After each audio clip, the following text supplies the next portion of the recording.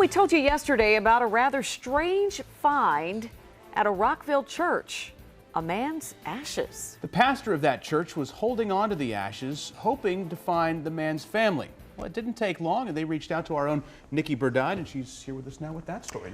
Yeah, well, the mystery is somewhat solved. You see, this morning I got a Facebook message from a woman who says Donald Irving Willard was actually her uncle. But here's the thing, she didn't know his ashes were missing in the first place, and she still doesn't know exactly how they ended up at the Veers Mill Baptist Church. Nonetheless, she's thankful they did.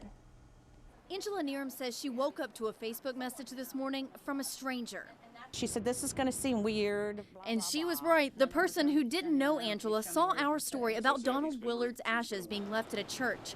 She connected the dots and then found Angela online. I was like, that's my uncle. This is just so strange. Angela says the man whose ashes were found outside the Veers Mill Baptist Church belonged to Donald Irving.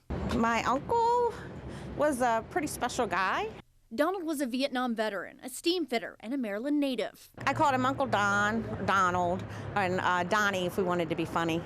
Donald lived with his brother, Angela's father, in their Rockville home. In December of 2009, her father passed away. Then, 6 months later, so did Donald. It was very hard.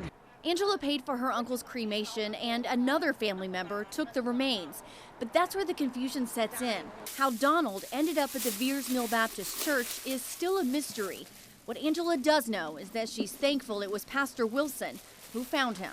At least he will have a place with family that knew him and cared about him. Now, I don't know anything about the man. I don't know what kind of person he was, but he was a human being. He deserves to be put to rest with dignity and respect. The church will not be Donald's final resting place, but it was the perfect stop along the way.